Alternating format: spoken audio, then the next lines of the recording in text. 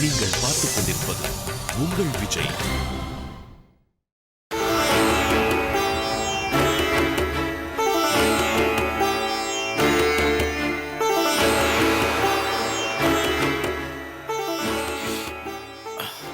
ஜெயந்தி, உன்னோட கடந்த கால கல்லூரி வாழ்க்கையும் மறந்து போன ஞாபகங்களும் இன்னும் உன் கண் முன்னாடியே இருக்கு. மணிபாரதி உன் எதிரில் வந்துடக்கூடாதுன்னு தினம் தினம் நீ கடவுளை வேண்டிக்கிட்டு இருக்க. ஒவ்வொரு நிமிஷமும் வேதனைப்பட்டுக்கிட்டு இருக்கிற நீ எப்படி பிரியங்காவை விமர்சனம் பண்ற? என்னன்னு நீங்க அவளும் இதே மாதிரி தான் பேசிக்கிட்டு இருக்கா. ஏன் கடந்த கால வாழ்க்கையும் அவ கடந்த கால வாழ்க்கையும் ஒண்ணா? எப்படி எங்க ரெண்டு பேரையும் ஒரே தராசுல வச்சு பேசுறீங்க? கல்யாணத்துக்கு முன்னாடியே அம்மா ஆன உனக்கு எல்லா விஷயங்களும் மறைச்சு வச்சு உனக்கு ஒரு நல்ல வாழ்க்கையை அமைச்சு கொடுக்கலையா? இப்ப நீ சந்தோஷமா இல்லையா? எப்படி நீ போய் பிரியங்காவை? என்னன்னு நீங்க நானும் அவளும் ஒண்ணா? பணத்துக்காக எதையும் செய்ய தயங்காத ஒரு பொண்ணு அவ. எனக்கு நடந்தது ஒரு ஏமாற்றம். அதுக்காக அவளை என் மருமகளை ஏத்துக்க சொல்றீங்களா? இதான் எனக்கு கொடுக்கிற தண்டனையா?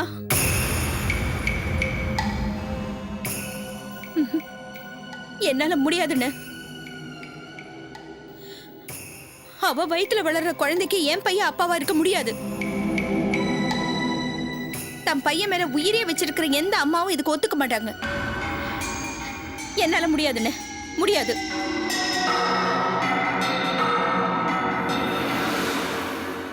அண்ணே, உங்களுக்கும் ஒரு பையன் இருக்கான். அவன் வாழ்க்கையில இப்படி ஒண்ணு நடந்து இந்த மாதிரி ஒரு பொண்ணு உங்களுக்கு மருமகளா வந்தா நீங்க ஏத்துப்பீங்களா? கண்டிப்பா ஏத்துக்குவேன் ஜெயந்தி. கல்யாணம் பண்ணிக்கிறது எதுக்கு? புருஷனும் பொண்டாட்டி சந்தோஷமா வாழ்க்கை நடத்துறதுக்கு. அதை விட்டுட்டு கல்யாணத்துக்கு முன்னாடி அவ எப்படி இருந்தா இவர் எப்படி இருந்தாருன்னு ஒருத்தர் ஆராய்ச்சி பண்ணிக்கிட்டாங்கன்னா இந்த காலத்துல யாருக்குமே கல்யாணம் ஆகாது. இவ்வளவு எதுக்கு? என்னையே எடுத்துக்க. கல்யாணத்துக்கு முன்னாடி நான் எப்படி இருந்தேன், இப்போ நாங்க நல்லா இல்லையா? நல்லா குடும்பம் நடத்தலையா? நீ படிச்சவ, உலகம் தெரிஞ்சவ, ஏன் இந்த மாதிரி எல்லாம் திங்க் பண்ற? நான் ஒரு ப்ரொஃபஸரா இருக்கலாம், ஆனா ஒரு குடும்ப தலைவி, பிள்ளைங்களோட வாழ்க்கை நல்லா இருக்கணும்னு எதிர்பார்க்கிற ஒரு அம்மா.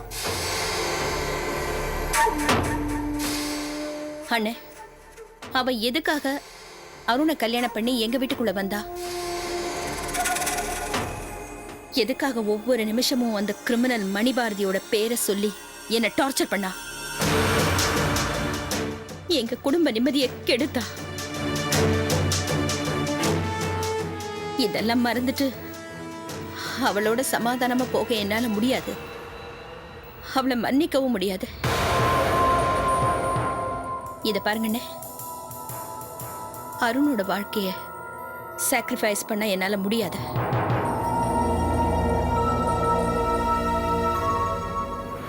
நீங்க உட்பட யாருமே எனக்கு உதவி செய்யலைனாலும் பரவாயில்ல. அவ விதியை நான் முடிவு பண்றேன். வேண்டாம் ஜெயந்தி, வேண்டாம். அவசரப்பட்டு தப்பான முடிவுக்கு வராத. முடியாதுண்ணா. எவனோட குழந்தைய எங்க குடும்ப வாரிசா ஏத்துக்க என்னால முடியாது. அப்படி ஒரு பரந்த மனசு எனக்கு கிடையாது. எனக்கு அதுக்கு தைரியம் இல்ல. ஒரு உயிர் பலி கொடுத்துதான் எங்க குடும்பம் நல்லா இருக்கணும்னா அதை நான் செய்யறேன்.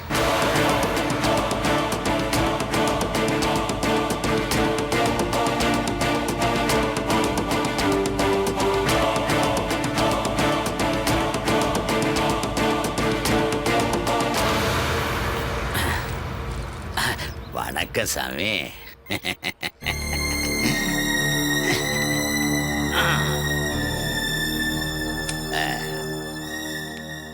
நான் வர்றது உங்களுக்கு பிடிக்காதுன்னு எனக்கு தெரியும்.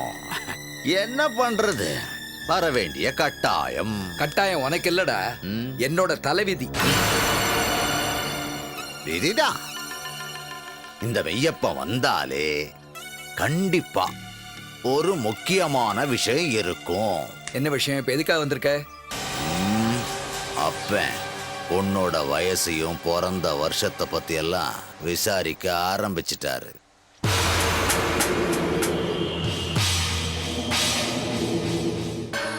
புரியல? ஷாலினியோட அப்பா மணிபாரதியத்தான் சொன்னேன்.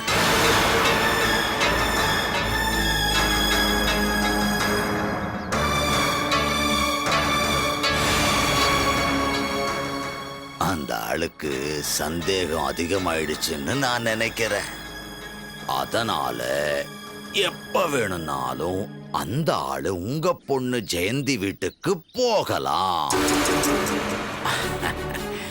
கொஞ்சம் கவனமா இல்லைன்னா வயசான காலத்துல உங்க பொண்ணு கன்னத்துல உங்க மருமகன் கைப்படுறத பார்க்க வேண்டி இருக்கும். உங்க கூட சேர்ந்து நானும் திறமையா பொய்யா சொல்ல ஆரம்பிச்சிட்டேன். அதனால அந்த எழுத்தாளனோட பருப்பெல்லாம் என்கிட்ட வேகாது. ஷாலினியோட வயச குறைச்சுதான் நான் சொல்லியிருக்கேன். இதுக்கெல்லாம் செலவு இருக்கு. ஏண்டா, நீ கேட்கும் போதெல்லாம் நான் பணம் கொடுத்து தானடா இருக்கேன். ஆமா, நீங்க கொடுத்துக்கிட்டே தான் இருக்கீங்க. சாமி, இந்த சென்னையிலேயே சொந்தமா ஒரு வீடு வாங்கணும்னு ரொம்ப நாளா ஆசை. ஏண்டா, உனக்கு வீடு தானடா வேணும், நான் வாங்கி தரேன்.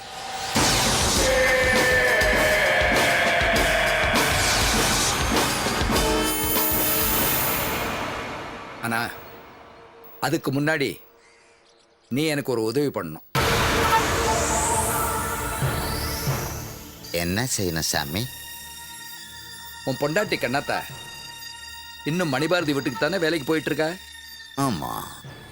அவளை வச்சு மணிபாரதி இந்த உலகத்தை விட்டே நீ அனுப்பணும்.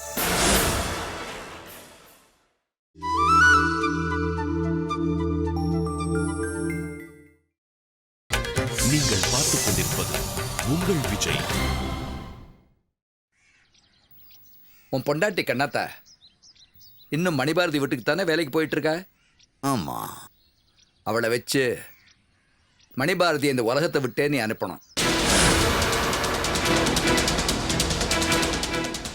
உலகத்தை விட்டே வா?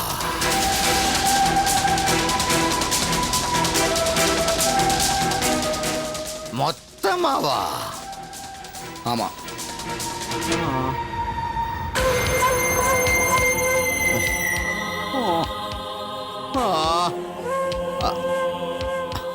எப்படி? என்னடா இது, உனக்கும் கண்ணாத்தாக்க நான் சொல்லியா கொடுக்கணும்? சாப்பாட்டில் கொஞ்சம் வருஷத்தை கலந்தா மணிபாரதி கதை அதோடு முடிஞ்சிட்டு போகுது.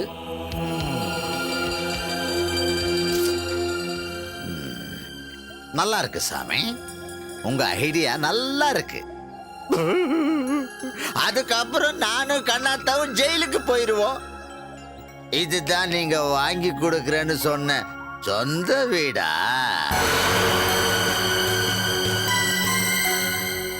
அந்த மணிபாரதி ஒன்றும் சாதாரண ஆள் கிடையாது. உலகம் முழுக்க தெரிஞ்சிருக்கிற ஒரு பெரிய எழுத்தாளர். அவர் திடீர்னு மர்மமான முறையில செத்து போனா போலீஸ் சும்மா இருக்குமா? என்னையும் கண்ணாத்தாவையும் பிடிச்சிட்டு போய் ஜெயில போடும். நீங்க வெளியில நிம்மதியா இருக்கலாம்னு நினைக்கிறீங்க. உங்களையும் சேர்த்து நான் மாட்டி விட்டுடுவேன். வயசான காலத்துல நீங்களும் ஜெயிலுக்குள்ளதான் உட்கார்ந்து இருக்கணும். அம்மா சமைச்சு போடுற சாப்பாட்டை சாப்பிட்டுட்டு வீட்டுல சிவனேன்னு உட்காராம ஐடியா கொடுக்குறாரு. ஐடியா நல்லா இருக்கு. நல்ல வேலை. இந்த மெய்யப்ப மட்டும் புத்திசாலியா இல்லாத இருந்திருந்தா என் கதையையும் கண்ணாத்தா கதையையும் நீங்களே எப்பவோ முடிச்சிருப்பீங்க. வேண்டாம் சாமி, வேண்டாம். உங்க விட்டிருக்கிற பணம் எனக்கு வேண்டாம். ஆளை விட்டா போதும். வயசை பாரு, கொடுக்குற ஐடியாவை பாரு.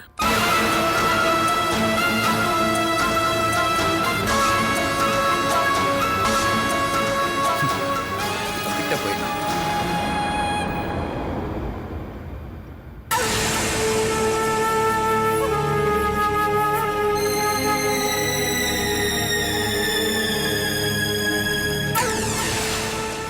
That's all. Get my point? Okay, madam. I don't understand what you people are doing. You can't do your work properly. Get out of here.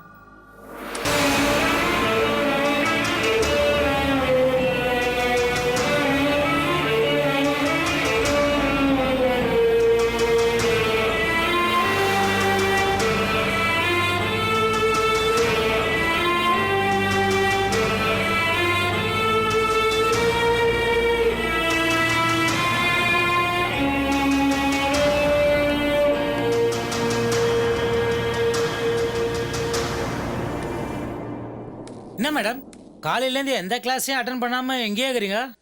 எதுனா ப்ராப்ளமா? இப்போ உனக்கு என்ன ப்ராப்ளம்? அது ஏன் ப்ராப்ளம்னு சொல்றதை விட இன்டர்நேஷனல் ப்ராப்ளம் சொல்லலாம் மேடம். எனக்கு ஒரு 2000 ரூபாய் பணம் ரொம்ப அர்ஜென்ட்டாக தேவைப்படுது. நானே வட்டி கொடுக்குறவன் தான். நான் வட்டி கடன் கொடுத்தவங்க பணத்தை ஒழுங்காக கட்டினாலே இதை விட ஜாஸ்தியாக பணம் என்கிட்ட எடுத்துருக்கோம். எவனும் ஒழுங்காக கட்டல, அதான். அப்படின்னு எமர்ஜென்சி? அது ஏன் கேட்குறீங்க? நான் கட்டுற ஃபைனு. கொஞ்சம் புரியுற மாதிரி சொல்ல. மேடம், நம்ம அமலாமா கல்யாணம் ஆகும் போது தானே என் பொண்ணும் கண்ணாலாச்சு. அது இப்போ கர்ப்பமாகுது, வீட்டுக்கு வந்துக்குது. வந்து நைனா எனக்கு ஆசையாகுது, வாங்கி கொடுந்துச்சு. நானும் வாங்கி கொடுத்துட்டேன். அப்புறமா தான் தெரிஞ்சது கர்ப்பிணி பொண்ணுங்க இதெல்லாம் சாப்பிடக்கூடாதாம. என் பொண்ணுக்கு அபார்ஷன் ஆயிடுச்சு மேடம். ஹாஸ்பிட்டல்லேருந்து டிஸ்சார்ஜ் பண்ணோம். 2000 ரூபாய் குறையுது. கொடுத்தீங்கன்னா கொஞ்சம் ஹெல்ப்பாக இருக்கும். என்ன மேடம், துட்டு கேட்டவொடனே அமைதியாயிட்டீங்க?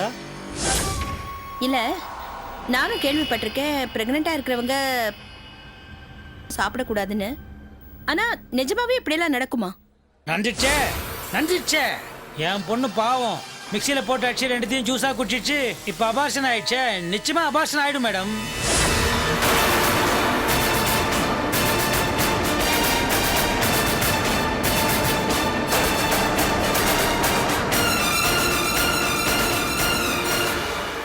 மேடம், இந்த சத்யசீலனை நம்பி ஒரு 2000 ரூபாய் பணம் கொடுக்கறதுக்கு இப்படி யோசிக்கிறீங்களே? சேச்சே, அப்படியெல்லாம் இல்ல. பொண்ணோட விஷயம்னு சொல்றீங்க, இருங்க. Thanks madam.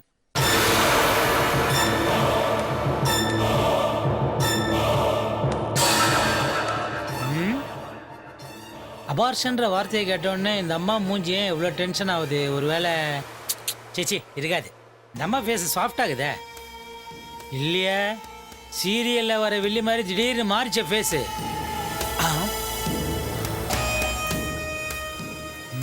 பிரியங்கா கர்ப்பமாகுது. அதனால இந்த அம்மா 2 + 2 4 + 6 10. வாய்ப்பு இருக்குது. சத்யசீலா, ஆக மொத்தத்தில் உனக்கு எப்படியோ ஒரு ஒர்க்கு கட்டிச்சு. என்ஜாய். Okay right. சத்யசீலன், இதோ வந்துட்டேன்.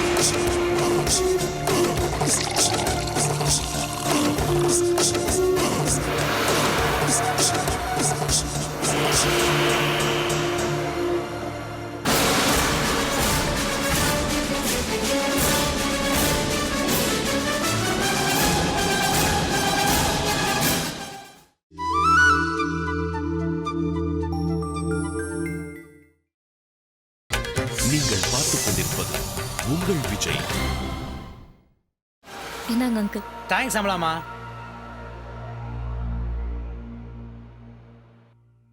ஆஹாஹா, காஃபின்னு குடிச்சா அமலாமா போடுற காஃபி தான் குடிக்கணும். என்ன சூப்பரா இருக்குது. இதே சாந்தமா காஃபி போட்டு குத்தாங்கன்னு வச்சுக்கோயேன், வாயில வெக்க உடங்காது, அவ்வளோ பேஜாரா இருக்கும். ஆக்சுவலா அமலாமா, நான் உங்ககிட்ட ஒரு முக்கியமான விஷயம் பேசணும்னு தான் வந்துக்கிறேன். நீங்க இங்க வரீங்கனாலே ஏதாவது முக்கியமான விஷயத்தோட தான் வருவீங்க. இன்னைக்கு என்ன விஷயம்? கரெக்டா சொன்னேன், எல்லாம் உங்க அம்மா பத்தின விஷயம் தான். எனக்கு தான் அம்மான்னு யாருமே கிடையாதுன்னு உங்ககிட்ட எத்தனை தடவை சொல்லிருக்கேன். அவங்கள பத்தி பேசுனீங்கன்னா நீங்க இங்க வரவே வேண்டாம் நான் சொல்லிருக்கேன்ல. ஐயோ சாரி அமலாமா, நான் ஏதோ ஞாபகம் மரியாதையா அம்மான்னு சொல்லிட்டேன், உன்னை டென்ஷன் ஆகிட்டேன், மன்னிச்சிரு. நான் சொன்னதெல்லாம் ஆயிடுச்சு. இது ப்ரொஃபசர் ஜெயந்தி மேடம் அவங்க மறுபடி கிரிமினலா ஏதோ ஒரு வேலை செய்ய ஆரம்பிக்கிறாங்கன்னு நினைக்கிறேன் நான். என்ன சொல்றீங்க அங்கிள்? இன்னும் வெளியுலகத்தையே எட்டி பார்க்காத வயித்துல இருக்கிற ஒரு கருவை வயிற்றிலேயே சமாதி ஆக்கலான்னு முடிவு பண்ணிட்டாங்க போலகுது.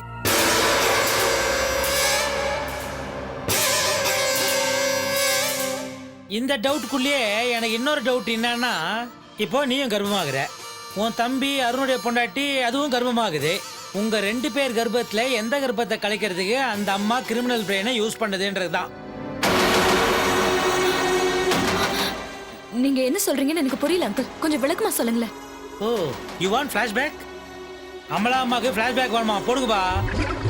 நானும் கேள்விப்பட்டிருக்கேன் பிரெக்னெண்டா இருக்கிறவங்க சாப்பிடக்கூடாதுன்னு. ஆனா நிஜமாவே இப்படியெல்லாம் நடக்குமா? நன்றிச்சே, என் பொண்ணு பாவம் மிக்சியில போட்டு அடிச்சு 2த்தையும் ஜூஸா குடிச்சிச்சு, இப்ப அபார்ஷன் ஆயிடுச்சே. நிச்சயமா அபார்ஷன் ஆயிடும் மேடம்.